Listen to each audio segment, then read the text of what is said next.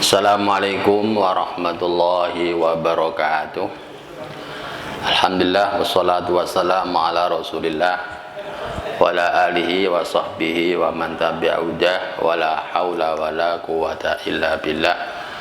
Rabbi shrah li sadri wassir li amri wahlul 'uqdatam min lisani yafqahu qawli. Subhanaka la ilma lana illa ma 'allamtana innaka antal alimul hakim.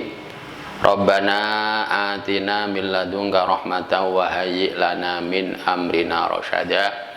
Rabbana atina fid dunya hasanah wa fil akhirati hasanah wa qina adzabannar. Anak-anak santri-santri kelas 12 Madrasah Tafsiqut Thulab Salafiyah. Dalam tahun ini kita tidak seperti belajar pada tahun-tahun sebelumnya, di mana kitab Nadhum Adhiyah selalu khatam bersama-sama diikuti semua kelas.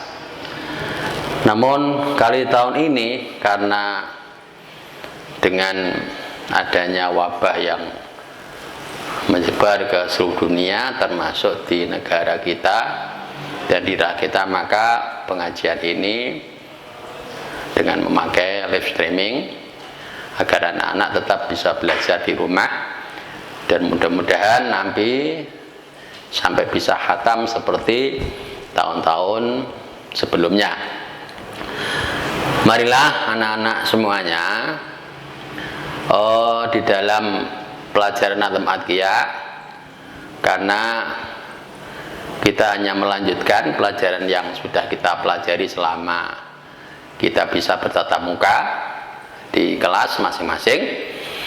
Maka dalam hal ini kita mulai dengan Shahifah 70 pada kitab Kifayatul Atiyah yang menerangkan babu alamati ulama il akhirat, bab menerangkan ciri-ciri daripada ulama ul akhirat. Nah, jadi di dalam istilah tasawuf bahkan mestinya ya bukan hanya orang-orang tasawuf, orang-orang sufi yang mengistilahkan bahwa ulama itu ada istilahnya ulama ul akhirat, ada ulama ud dunya. Namun sebelum kita mengutarakan lebih lanjut dan lebih detail, marilah pelajaran kali ini kita membaca suratul Fatihah.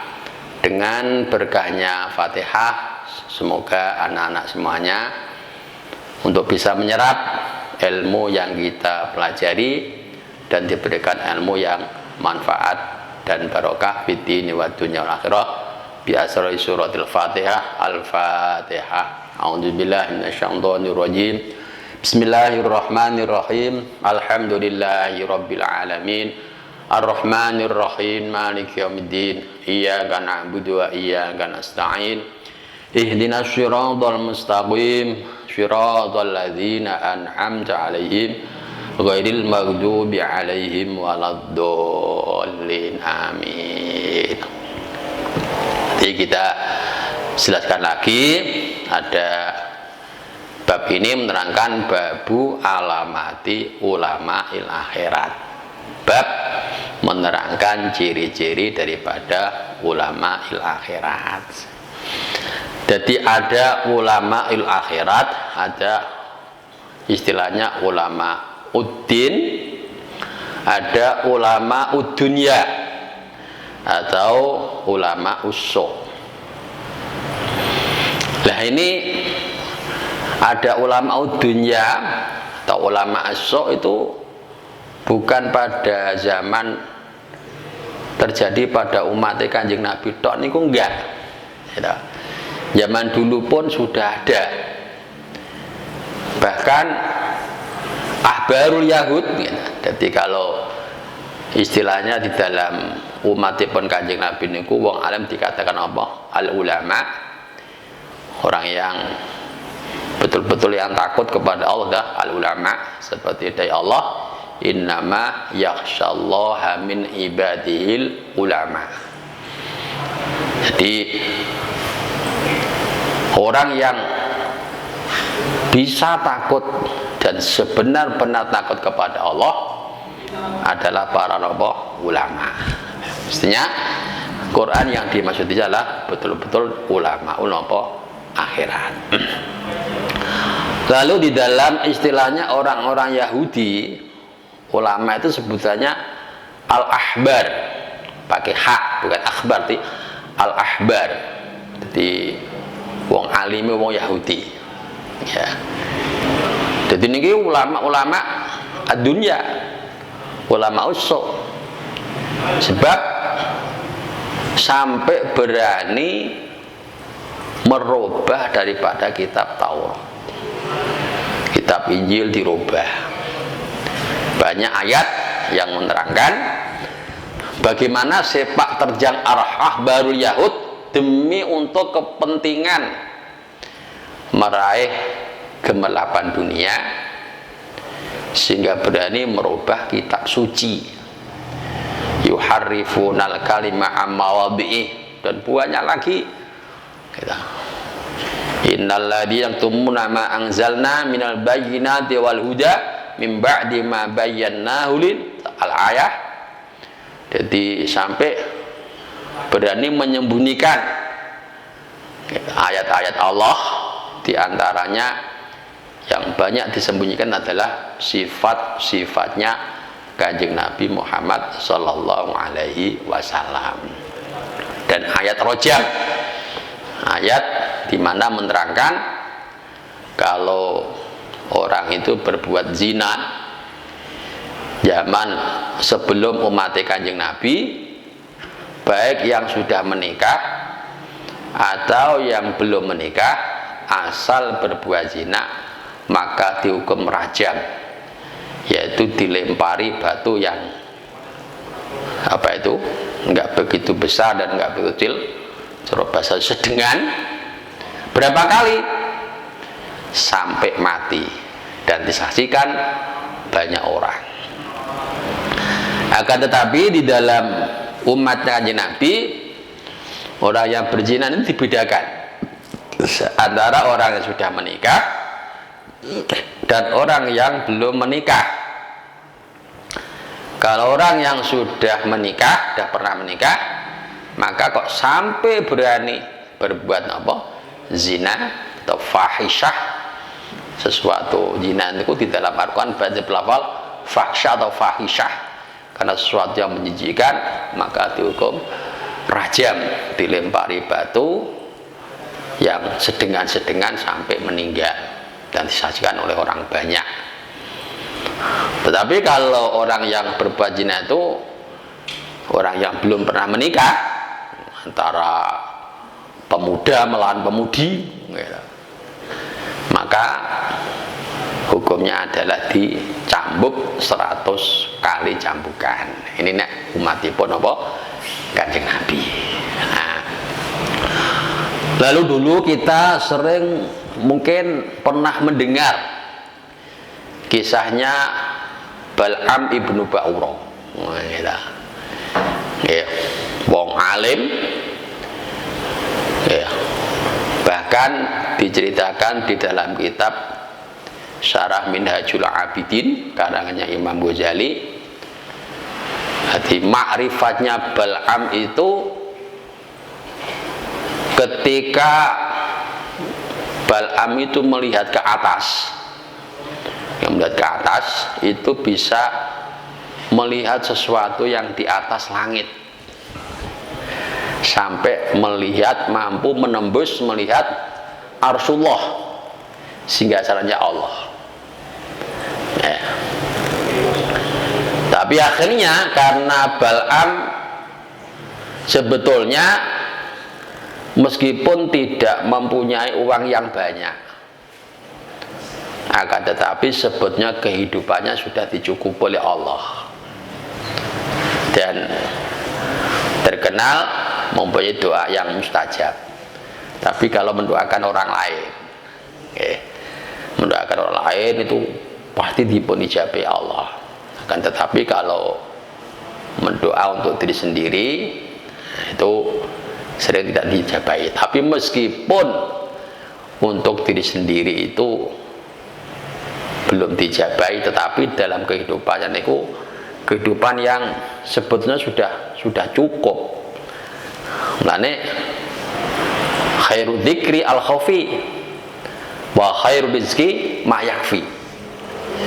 Sebaik-baik zikir atau mengucapkan kalimat la ilaha illallah atau kalimat Allah itu al khafi, zikir yang dilaksanakan, dilakukan secara samar-samar, orang lain tidak mengetahui, sehingga ini diharapkan untuk memudahkan ikhlas kepada Allah.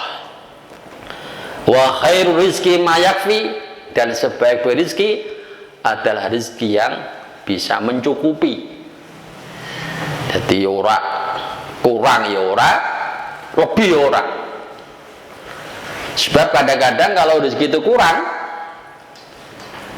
kata Rasulullah, kadal fakru ayakuna kufron. Kefakiran seseorang terkadang menggiring seseorang bisa terjerumus di dalam kekafiran. Sudah repot. Wong ra duit jeneng apa? Repot. Nah, gitu. Tapi orang itu kalau uangnya banyak, itu kalau tidak diiringi, selalu diiringi petunjuk Allah, juga repot. Ya, di dalam ayat, kala innal insana layatogho ar-ra'ahus taguna. Gitu. Dan manusia cenderung nopo lacut itu ya sakepenake dhewe, sering tidak mengikuti aturan. Kapan? Ar-ra'ahus taguna, di saat dia merasa nopo kaya, merasa rezekinya melimpah. Nah, makanya kita di dalam sholat, ketika kita duduk di antara sujud kedua, ada doa Rabbi firli warhamni wajburni warfa'ni warzuqni wahdini. Di pertama yang kita minta Rabbi firli warhamni, ya Allah ampunilah aku, warhamni dan berilah saya kasih sayang, wajburni dan apa tambliatnya ya, kalau kita punya hutang cepat bisa mengembalikan hutang, warfa'ni angkat derajat, warzuqni paringi nopo rezeki, kasih rezeki. Lalu bukan hanya rezeki tok, dipun imbangi minta permintaan wahdini. Setelah kita punya rezeki, wahdini, supaya minta dipun apa? Petunjuk. Sebab kalau orang rezeki melimpah tanpa disertai diberi petunjuk oleh Allah, yang terjadi seperti Qarun ya, dan banyak lagi contoh-contoh yang rezeki melimpah tapi tidak diiringi dengan petunjuk Allah. Mane warzuqni wahdini. Leh Bal'am niki sosok meskipun tidak banyak rezeki, tapi sebetulnya dia sudah dicukupi oleh Allah. Wa khairur rizqi ma yakfi.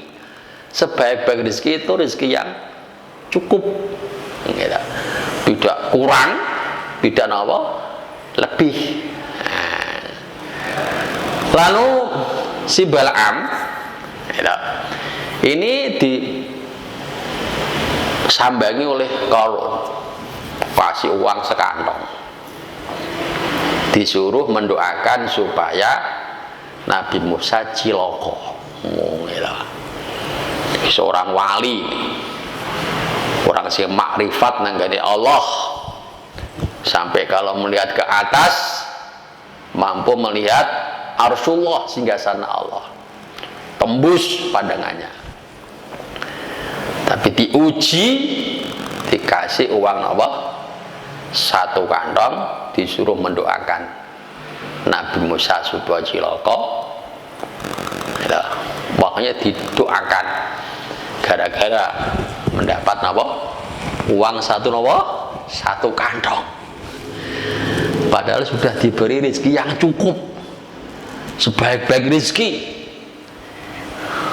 Lain dalam Al-Quran orang seperti itu disifati mathaluhu kamathalil kalb. Orang seperti itu seperti nopo, sifatnya nopo, anjing. Apa niku ayatnya selanjutnya, mathaluhu kamathalil kalb. Al-ayat sing isine orang yang seperti itu sifatnya seperti nopo, anjing. Kau beri makan anjing itu yo melet. Kau tinggal juga nopo, melet. Jadi kayak nggak pernah nopo, nggak mentah nerima, nggak pernah kenyang, seperti itu. Mau gowo yo melet, mau tinggal nopo, melet. Ya. Lalu ketika Nabi Musa itu baru berjalan, karena Bal'am itu didoakan cilaka oleh Bal'am, maka Nabi Musa ketika diceritakan ketika naik kuda niku bisa terpelanting dari punggung kuda dan sampai lecet-lecet nopo sikunya lecet-lecet. Nabi Musa niku mempunyai watak yang keras. Lalu dikabari oleh malaikat Jibril, kamu bisa jatuh dari punggung kuda karena doanya Bal'am. Oh, itu doanya mandi ini karuan. Masih mustajab doanya. Itu. Akhirnya Nabi Musa marah sekali. Ya Allah, Bal'am, kau berikan ilmu, kau berikan ma'rifat, kau berikan doa yang mustajab. Akan tetapi doanya disalahgunakan. Maka jabutlah makrifat Bal'am. Iki dungane wali ngelawan dungane nabi. Menang dia dungane wali kadang apa nabi. Sebab mesti dungane nabi. Sebab sak dhuwur-dhuwure derajat wali. Sultanul Aulia derajat dhuwur wali. Bagaimanapun setinggi derajatnya wali itu masih di bawah derajatnya apa? Nabi. Meskipun Nabi niku derajatnya tidak tinggi. Nabi kok ya. Nabi pun derajatnya berbeda-beda. Allah dawuh tilkar rusulu faddalna ba'dahum ala ba'd. Jadi Rasul pun derajatnya berbeda-beda. Rasul yang paling tinggi derajatnya jelas Nabi Muhammad. Lalu di bawahnya Nabi Ibrahim, lalu di bawah Nabi Musa, lalu Nabi Isa dan Nabi Nuh, Nabi Ul Azmi. Lalu, lho iku Nabi sing derajate dianggap ngisor mawon. Iku dibanding wali sing derajate paling dhuwur. Iku isih dhuwur derajate Nabi sing derajate dianggap paling bawah. Ya, apalagi niki Nabi Musa termasuk Nabi Ulul Azmi, derajatnya di bawah Nabi Ibrahim. Akhirnya doanya Nabi Musa diijabai oleh Allah. Ya, diijabai oleh Allah. Akhirnya ma'rifatnya Bal'am dijabut oleh Allah, bahkan sampai ke akar-akarnya. Apa akar ma'rifat? Ya iman, ya imanan, ya tauhid. Jadi kalimah la ilaha illallah yang tertanam di dalam hatinya, di dalam dadanya bisa ikut tercerabutnya ma'rifat sebab doanya Nabi Musa. Dan ini gara-gara wong diwehi ma'rifat, diwehi iman sing luar biasa. Lalu dijual dengan kehidupan dunia, uang sak kantong. Demi uang sak kantong berani mendoakan Nabi Musa cilaka. Di dunia ini sudah ada ya di cerita ulama dunia atau ulama usul itu sudah ada. Gitu. Nah, apalagi zaman saniki gitu, wah, di mana-mana nih kadang-kadang ada ustadz yang pakai tarif gitu. Ya, istilah. Maka di sini kita harus mengenal gitu, sebab al ilmu nurun, ilmu itu cahaya. Jadi bukan ilmu hanya bukan untuk buat ngomong saja, buat napa niku bantah argumen dan sebagainya, enggak, tapi innamal ilmu bil amal, ilmu yang manfaat itu harus diamalkan.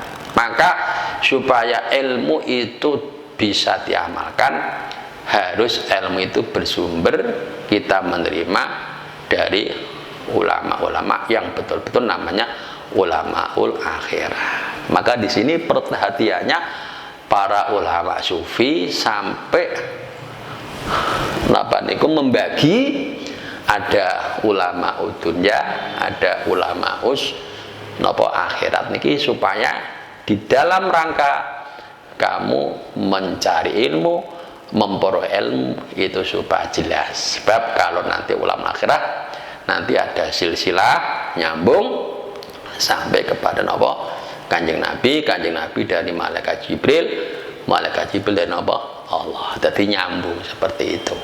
Gitu. Nah, ini kisah-kisah yang kita sahab ulama akhirat, gitu. Sehingga seperti ada Imam Hambali, ada Imam Syafi'i, kisah zaman dulu, gitu.